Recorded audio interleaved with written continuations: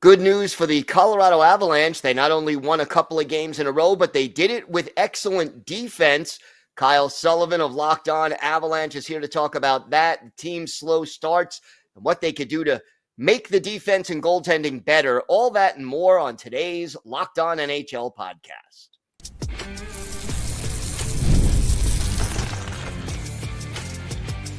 You're Locked On NHL, your daily podcast on the National Hockey League.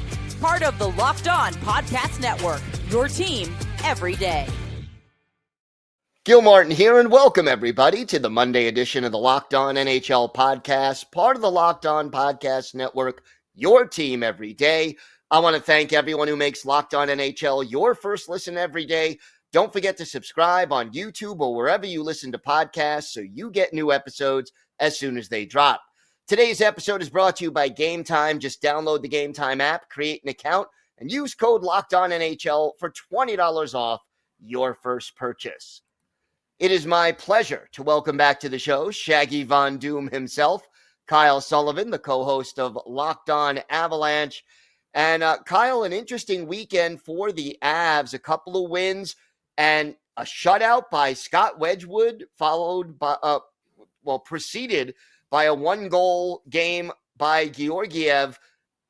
Who are these guys, and what have they done to replace the Avalanche team that we've seen for most of this season? Why are you asking me? I'm asking everybody that question. and it's the Avalanche that kind of put themselves in this position. It was honestly, Georgiev's back was against the wall. And this is also a week removed from the Avalanche trading Justus Annunen, a highly touted backup that almost had the reins in the playoff series last year, but was sick. And Georgie took the reins one more time in that Winnipeg series and never gave it back.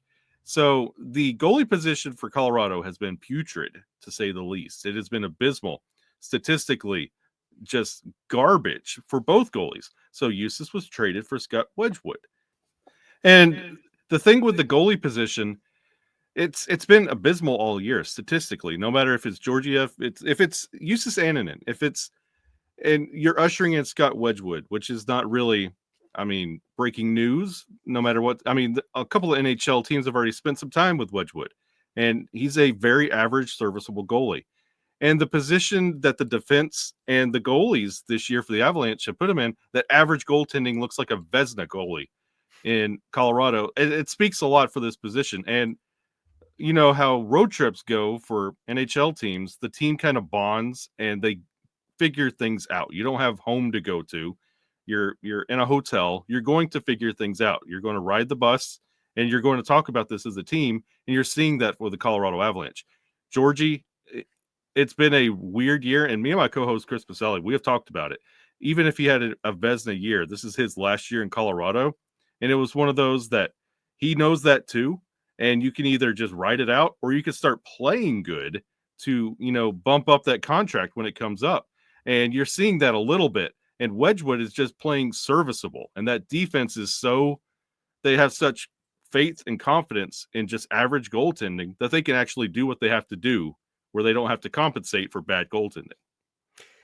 How much of the defensive struggles, because the Avalanche are near the bottom of the league in goals allowed, how much of it is on the team defensive structure and how much of it is on the goaltending? The answer is both. Yes to all. If you had to click an answer, it's yes to all. Because the running joke around Avalanche circles is one shot, one goal for Georgiev. That's honestly how it's been all year. The Avs have started down. Most of the games this year, they had 37 first period goals leading the NHL. They're atrocious to start the game. And let's not be honest. The forwards aren't helping out here. They're not scoring either. Nathan McKinnon, Mikko Rantanen, it takes them a while to get going, and they explode in the second period and try and keep it close in the third. So with this new Georgie that I don't know how long it's going to last, but it's been welcome sight to see, and Wedgwood giving them some kind of confidence in net, the defense could start playing defense again instead of playing backup goalie and defense. And the forwards can build off this confidence. And you're starting to see that with this recent run that the Avalanche are on. Why the slow starts? This has been a problem all year long. It's more of a mentality thing. They understand what they have to do, And it's almost like they are sitting there and watching everybody take their punches. They adjust in the second period and everybody's gassed by the third period and they take advantage, which has been cute to watch, but it's not. And me and my co-host Chris Pacello, we talked about this. This is not a sustainable game plan. The Avalanche know the slow starts are a problem. They will talk about it post-game, and then the next game is the same story. So you're seeing the Avs in the past two games actually get out and lead in the first period, and they find out, wow, this is actually an easier way to play the game. And I think this is going to be the MO going at least till Christmas. So you're basically saying the Muhammad Ali rope-a-dope style of hockey is not advisable. And I understand what the Avalanche are thinking. I mean, with injuries being rampant up and down this roster, you have to do what you have to do to win games in the NHL. And the roster changes each and every night for this team. Like, even on defense, you've lost Josh Manson with a broken hand. And forwards, they just got Ross Colton back. Miles Wood is out month to month. That's a significant injury in NHL talk, month to month. So the Avs are trying to figure out who they have on the ice, who's got the legs, and what their opponent is going to do. They let their opponent kind of play in the first, and they clean it up in the second, third. That's not a hill they can overcome with the talent on this roster every night, night in, night out. But they have found ways to win, and now that Ross Colton has returned, they have Calvin DeHaan making a real difference on defense. They're starting to find their legs and a vibe, and they're starting to put some wins together, which they needed to do a couple weeks ago. As far as health goes, anybody else whose return may be imminent right now? Well, it fluctuates with the day. Like Ross Colton, we heard maybe, and then automatically activated off injured reserve and end the game. So Gabe Landeskog, no idea. Jonathan Drouin, week to week. And then you got Miles Wood, who is month to month.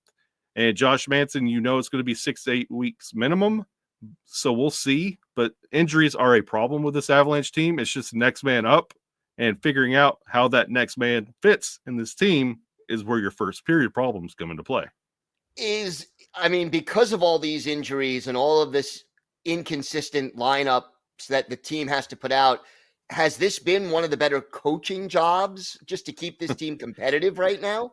Gil, don't say that out loud on the NHL show. Nobody gives Jared Bednar credit here. You can have the Jack Adams Award winner, and he's never considered. He does an incredible job putting this team together. And honestly, we forget this team has Nathan MacKinnon, Mikko Rantanen, and Cale Makar. He allows them to go out there and fix the game, save the game, and do their job.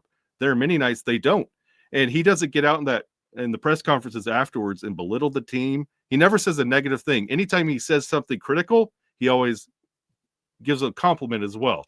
He's one of the nicest player coaches that are out there. Like they consider him one of the team. No, Jared Bednar is criminally underrated when it comes to what he does in Colorado for managing this roster. Nathan MacKinnon, Mikko Rantanen, and Cale Makar, he allows them to go out there and fix the problems that the Avalanche have. Without Gabe Landeskog as captain, somebody has to step up. Jared Bednar allows for leaders to step up naturally, organically. And he puts the best roster together with the call-ups and roster management. It's one of those things that you look at the Avalanche, you see the top to bottom roster, you say, oh yeah, they should win. They have Nathan MacKinnon and Mikko Rantanen.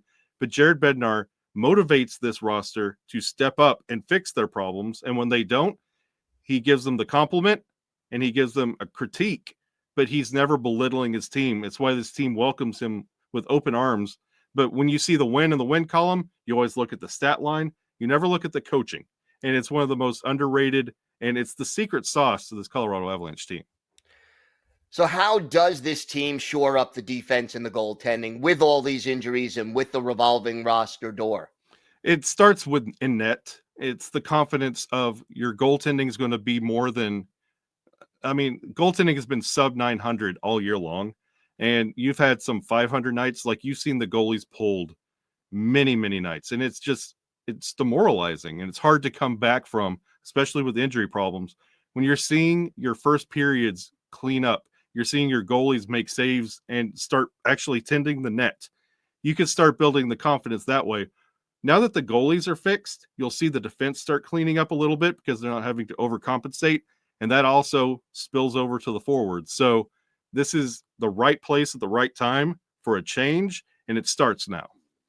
All right, Kyle, why don't you tell our viewers and our listeners where they could find the podcast and where they could find you and your co-host on social media? You can find us on YouTube. Just search Locked On Avalanche. You can also search on X, Blue Sky, Instagram, Locked On Avalanche. We're there. And if you want to find me, you can find me at Shaggy Von Du. All right, Kyle, thanks so much. Always a pleasure. Thank you, Gil. Today's episode is brought to you by your friends at Game Time. Game Time has a new feature called Game Time Picks that makes getting tickets for your favorite live events even easier. Game Time Picks filters out the fluff to show you only incredible deals on great seats, so you don't have to waste time searching through thousands of tickets. One of my favorite features on the Game Time app is the view from your seat. You go on the app and you can get a panoramic view from your seat, so you know exactly what to expect before you purchase the tickets. You can also get tickets to all your favorite teams on the Game Time app. Take the guesswork out of buying tickets with Game Time. Just download the Game Time app, create an account, and use code LOCKEDONNHL for $20 off your first purchase. Terms apply. Again, create an account and redeem code LOCKEDONNHL for $20 off. Download Game Time today. What time is it? It's game time.